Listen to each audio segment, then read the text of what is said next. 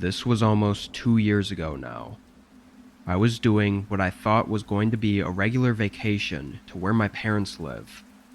I had rented an Airbnb for the first time, so I was really excited. The house was on a large plot of land and was very spacious and quiet. I lived in the city, so this was like luxury to me. I set everything in the room and pretty much left right away to see my family. I spent the whole afternoon with them before heading back to the Airbnb and making a quick snack, then hopping on the couch to watch a movie for the night. It was like 10 or 11, so pretty late, but in the middle of the movie, I heard someone walking outside the house. There was no mistaking that sound, and it just completely threw me off guard. I paused the movie and got up, quickly walking to the back of the house and looking out the back door. It was obviously dark out, but a guy was walking away from the house and toward the trees that were behind it. What's really creepy is that I never heard his footsteps approaching. Like he must have already been standing by the house for a while before I heard him leave. Once he was out of sight, I opened the back door and stepped outside. The back patio was empty, but along the house, there were clear shoe prints in the grass. I followed them, leading up to one of the windows, and when I looked through it, there was a direct line of sight to the couch I was sitting on. I got chills just thinking about that man staring into the house at me without me knowing. I quickly went back inside and covered up all the windows. For the next half hour, I sat in the living room and continued the movie with the volume on low. That way I could focus on listening if he came back. I didn't hear anything, though. Once the movie was finished, I knew I had to get to bed, so I went back up to the window to do one last look to make sure everything was okay. I moved the curtains and saw nothing, but heard footsteps sprinting away from right outside the window. I hesitated before looking out and seeing that same guy running into the tree line. I immediately got my phone and called the police. Of course, by then, he was too far for them to find him, or even really search. However, while we were looking around the house, I noticed that my suitcase in the bedroom was open. It had clearly been searched through, and a few things were even missing. This probably happened while I was with my family, and the guy could have even been still in the house when I came back, only to sneak out of a window before I saw him. Why he came back afterward is what really disturbs me, though. If I hadn't caught him watching me, there's a chance I would have gone right to bed, with him waiting right outside the window.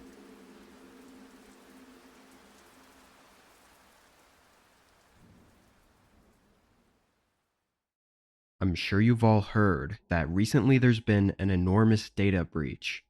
2.7 billion victims' personal information and social security numbers were stolen.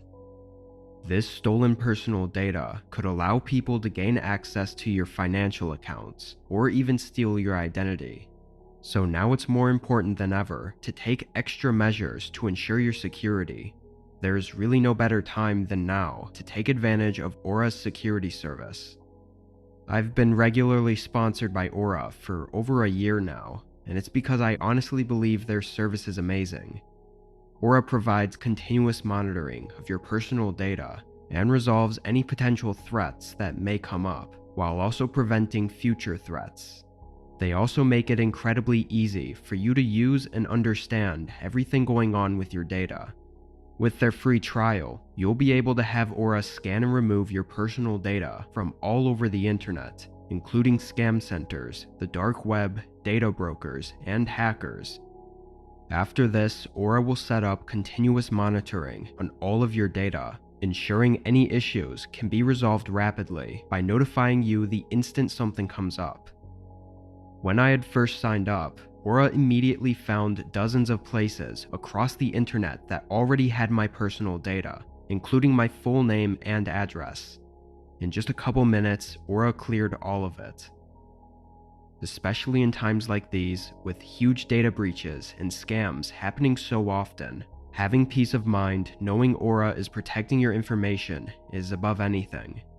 By using aura.com/whispered or scanning the QR code, you can get a completely free 14-day trial, allowing you to see if your personal data has been leaked, remove that data from multiple large platforms, and securely monitor your personal identity. I highly recommend using this opportunity to find any leaked info and ensure it is taken care of and secured. Thank you again to Aura for sponsoring this portion of today's video.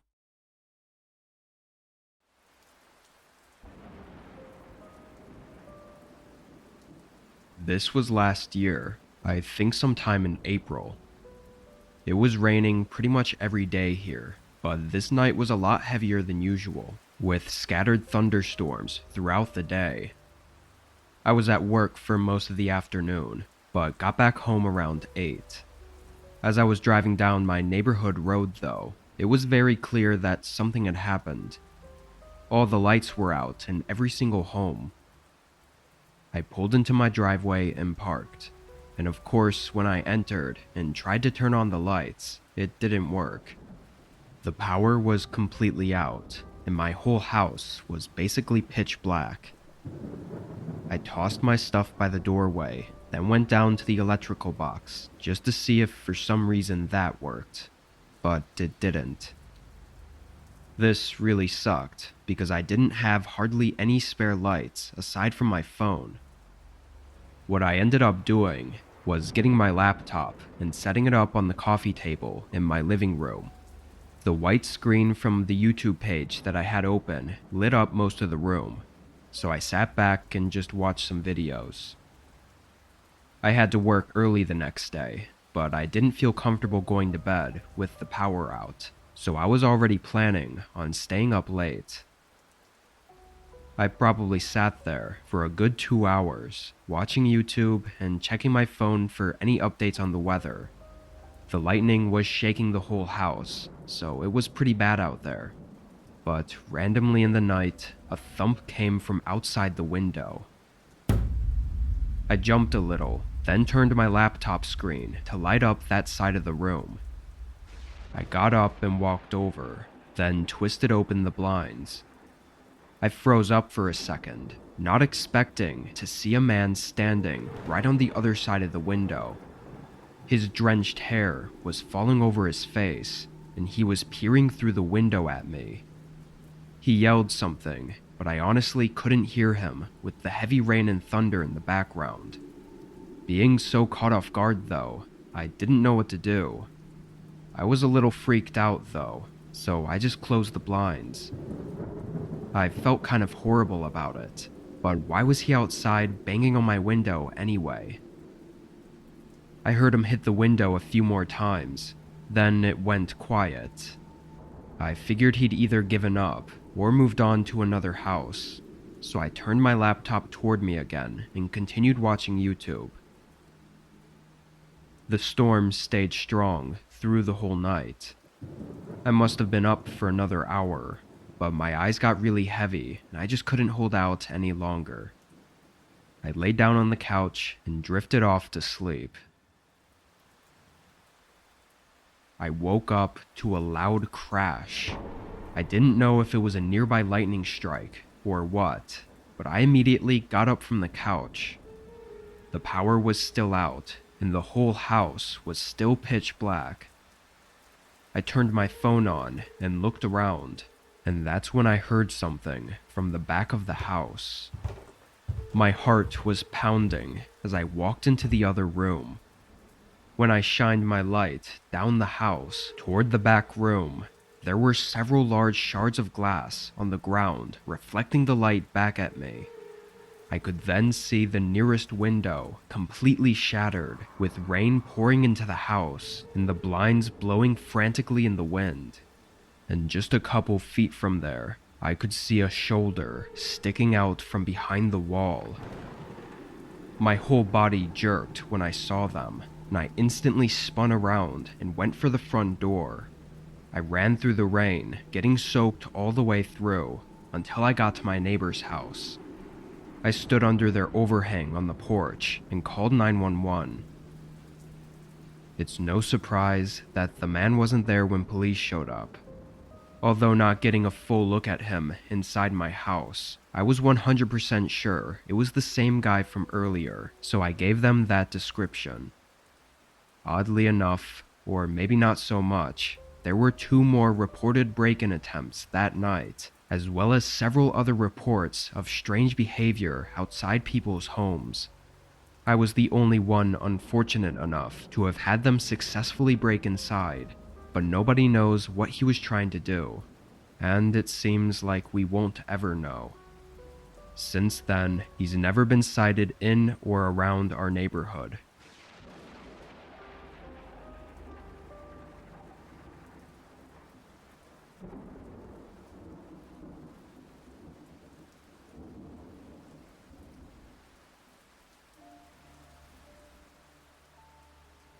I was 17 and living in my parents' basement.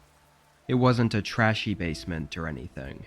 It was probably similar to what would be considered an in-law suite. My parents traveled for work all the time, so I usually wouldn't be in the basement unless I was sleeping in the bedroom down there, or playing video games, or whatever. This was during one of my parents' work trips. I was alone for a whole week. This night was a Saturday, so I didn't have school or really anything to do. I knew it was supposed to storm later in the day though, so before it was too late, I took my parents' car out to the store and got some food to make. While driving back, the storm rolled in.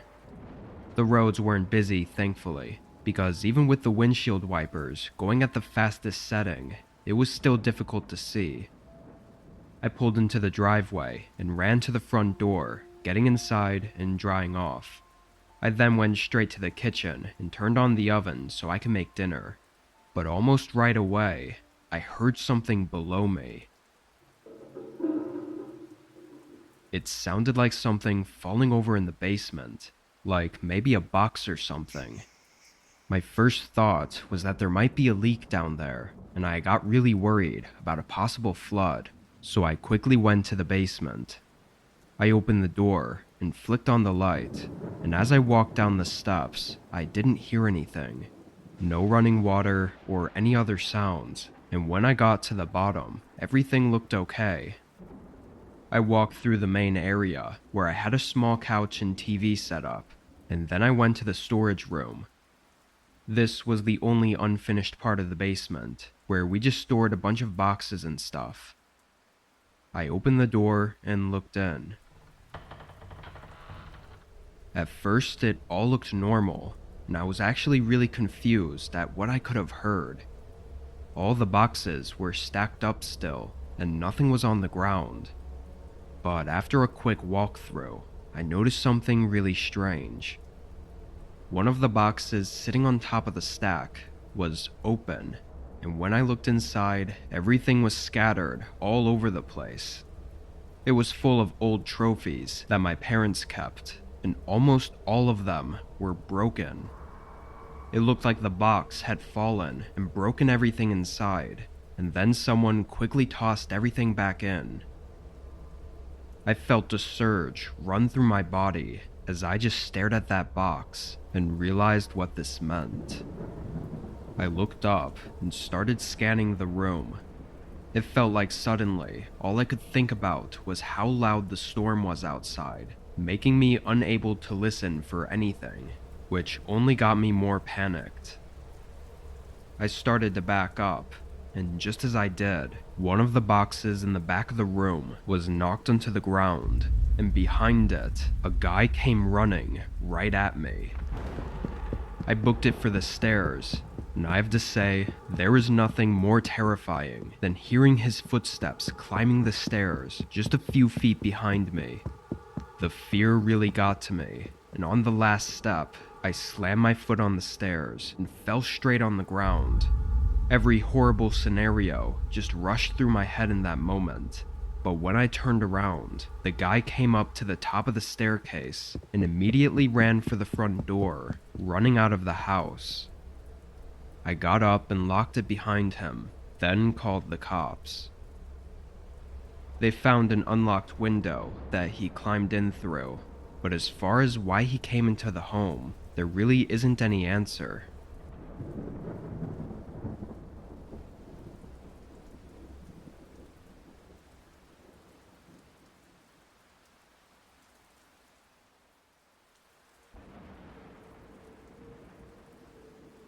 I was getting out of work late due to a recent security issue at our company that had everyone working overtime.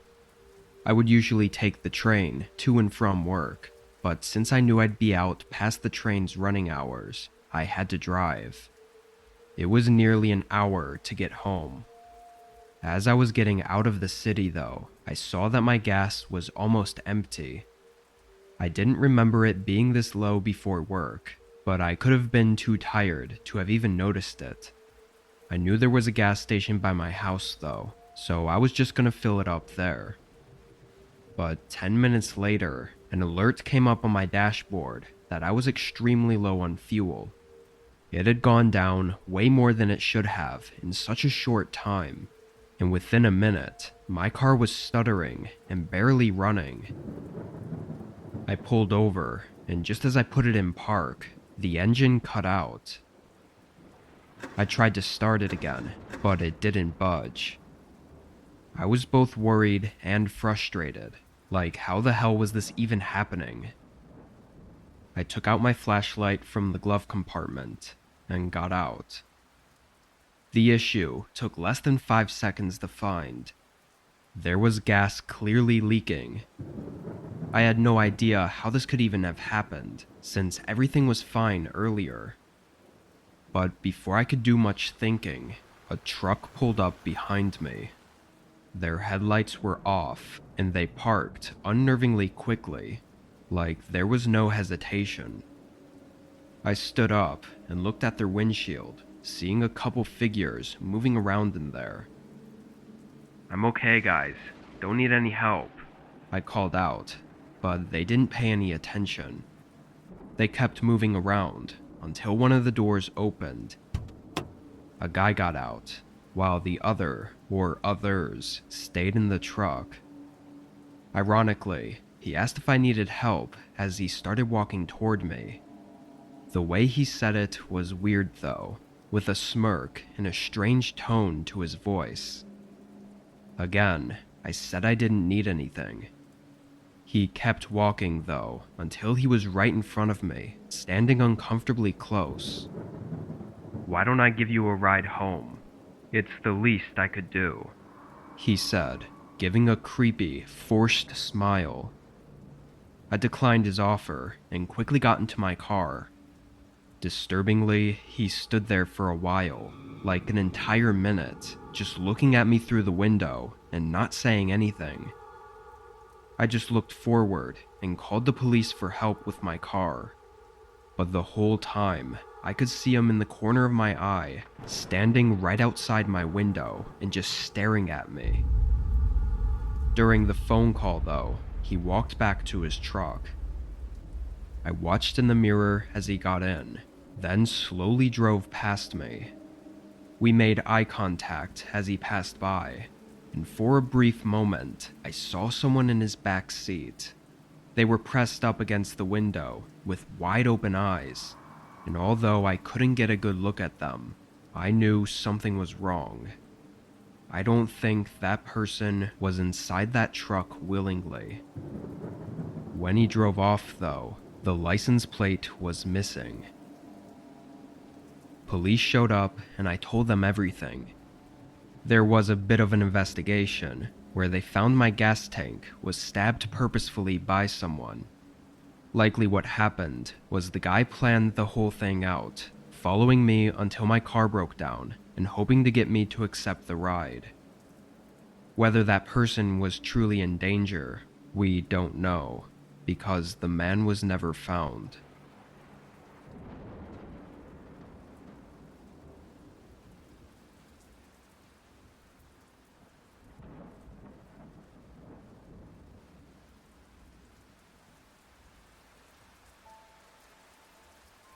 I was working my regular 2 to 10 closing shift at a small drive-through cafe. It's a really small place, with just 5 or so indoor seating tables, since most of our business is focused on the drive-through. This wasn't a busy spot though, especially during the later hours of the day.